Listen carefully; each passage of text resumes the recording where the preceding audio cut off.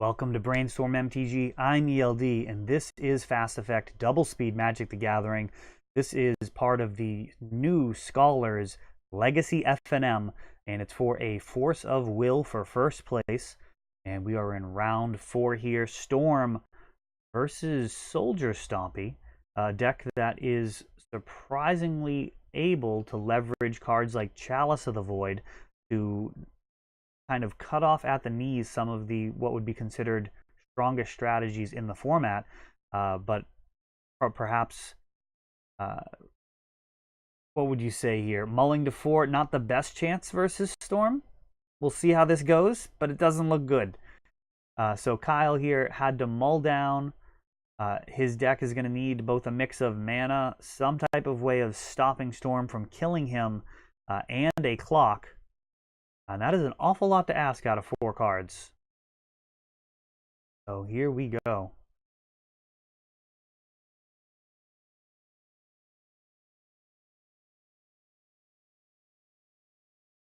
So Storm also mulled. Looks like to 5. So likely not going to be the most high power level from either of these decks. Both of them crippled on resources from the get-go, which is better able to survive on that. Ponder.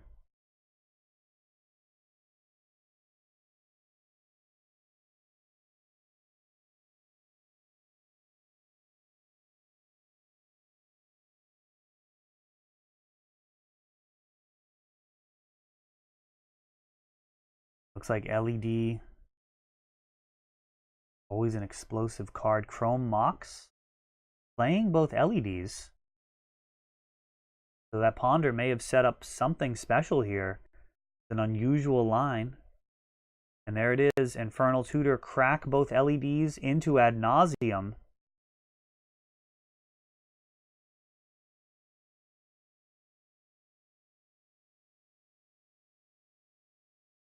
That's +1 for the main deck Chrome Mox.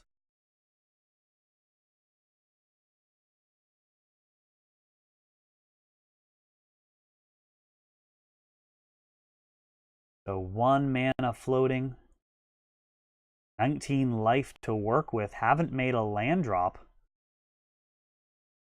Lotus Petal, Duress, and Cabal Ritual. Some more mana. So now plenty of mana with Dark Ritual and Cabal Ritual. Infernal Tutor. All we need now is Lion's Eye Diamond. Multiple lands in hand, so not going to be able to go Hellbent without a Lion's Eye Diamond. Oh, and there it is. What a savage. Still 10 life to spare. Get all of the drama out of here. This is just mathematics from here. We got Dark Ritual into Cabal Rituals. 10 mana floating. A Duress, and we'll see if Kyle scoops it up to the Duress. He'll save the information. Interesting, I had imprinted a Tendrils on Chrome Mox there. So probably would have been worthwhile to force me to play it out. I'm not sure who's getting the most information off of playing that out to the end. Kyle would have seen that I actually run 2 Tendrils, which could be relevant. Though honestly, without his ability to interact on the stack, probably not going to change many of the tactics that he chooses to employ.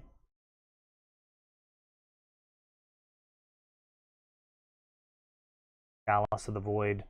Gonna blank all the 1 or 0 casting cost spells either way.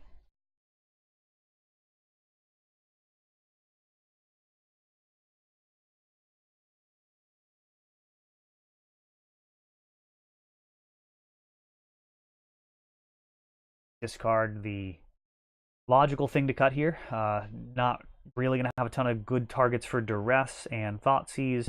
Probably not going to be worthwhile. Any of the real threats from Kyle are probably going to get deployed as soon as he draws them. The board is really the primary concern here. So going to have cards like Massacre, Fatal Push, Chain of Vapor, Echoing Truth, all of those can handle these soldiers. Hurkyl's Recall may or may not come in. Having seen Chalice of the Void, it likely does. Chalice does deserve that much respect. It's the only artifact in the deck.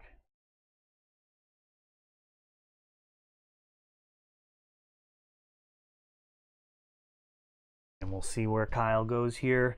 Hopefully, going to do a little better than a Mulda 4. It was rather gruesome last round. Had a bit of a conversation going in the match.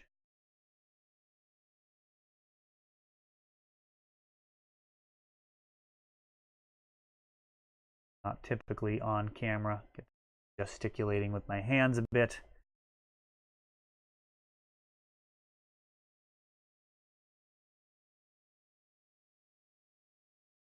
And I believe we were actually having conversations surrounding men and women's athletics. Apparently is a topic that is rather emotionally charged for some people now. Yeah, there's the unedited footage. Trying to formulate my thoughts on all of that. This soldier deck, I think, kind of a good representative of the spirit of optimism that is flown in to surround Legacy with the banning of Deathrite Shaman and to a lesser degree Gitaxian Probe. I don't think people were as concerned about Probe, but Deathrite Shaman was a card that a lot of people very much wanted to see go, and we did see a lot of people returning, with the shakeup. Either people who were happy with the decision in terms of what they thought it would do to the metagame, or who were just really excited about a change of that magnitude. It is pretty rare for that to happen if you think about it. Even when printings come out that are strong in Legacy, a lot of the time they take a while to fully take their place in the hierarchy of powerful cards. Even cards like Jace the Mind Sculptor took a long time to get recognized for the power level that they had, and then they kind of took a long time to fall out of favor as well. So Legacy does tend to be a little bit slower moving than people might think from the outside, because every single printing that happens could potentially impact the format. Does not mean that those changes take place quickly, but a banning absolutely takes a sledgehammer to the format and necessitates that people make a change. If they print a new card, you could still keep playing your deck exactly as it is. It may not be optimal, but it is playable.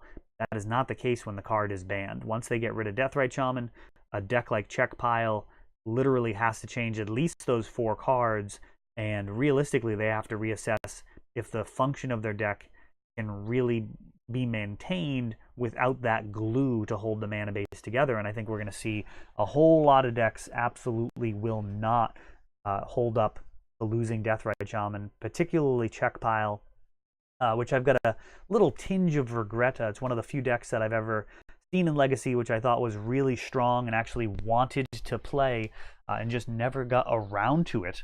So I actually regret that a little bit. It did look like quite a bit of fun to be snapcastering back him to Taurox, all the while your opponent is unable to play any type of cantrips. But here, Soldier is mulling again. Difficult to know if it's a function of it being a new deck. I know Kyle definitely brewed this one up. I believe he did a bunch of research and based it off of some of the other Soldier Stompy decks, which you can find online. But it's a deck that's not running Brainstorm and needs a very specific set of cards to be able to hang with Storm. And there's a Preordain. It's another very low mulligan into Lotus Petal and a pass. So putting Lotus Petal down, likely indicating that that's going to be the lone source of black mana, or perhaps red mana. Either way, crucial that the Lotus Petal gets down in case Kyle top decks Chalice of the Void. And that is an Ancient Tomb, which is allowing for 3 mana. And that is Arcane Lab on a Stick. Eidolon of Rhetoric or something? You can let me know in the comments the name of that card. Rarely played against, but it is essentially Arcane Lab. Only going to be playing one spell a turn here. And there's a Thalia.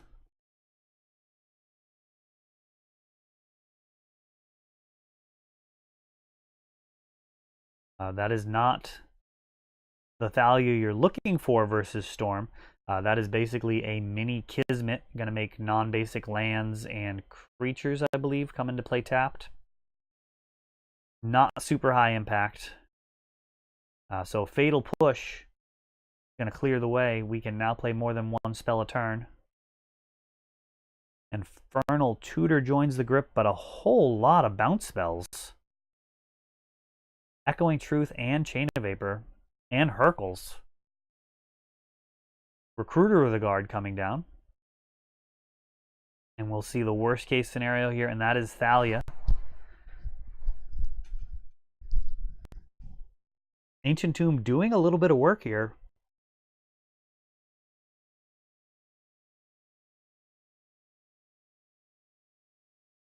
Taking 6 points of life off from Kyle, making Tendrils a little bit more streamlined. Looks like another Cabal Ritual. So Chain of Vapor.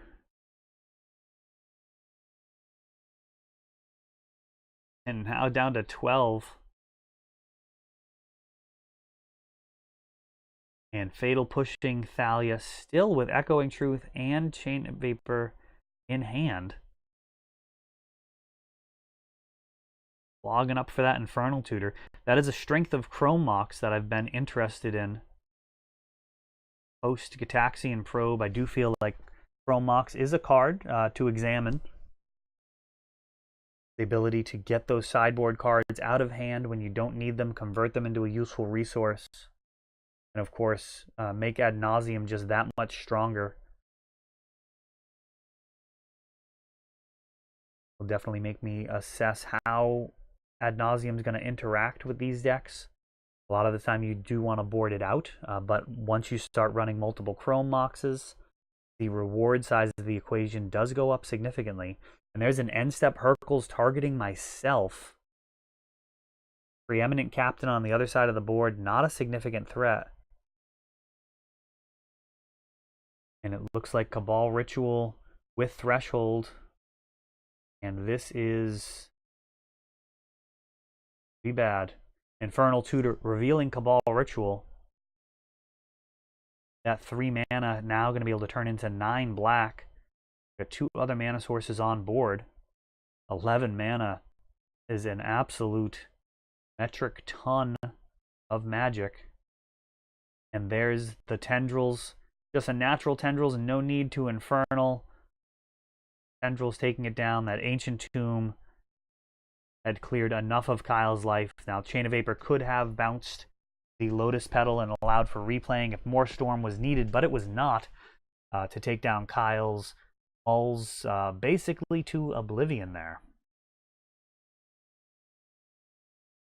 That's all for this one. If you enjoyed the video, please help grow the channel by subscribing. You'll be notified when we upload new videos like Fast Effect, Double Speed Magic with commentary, or Untapped, our raw tournament gameplay. Thanks for watching.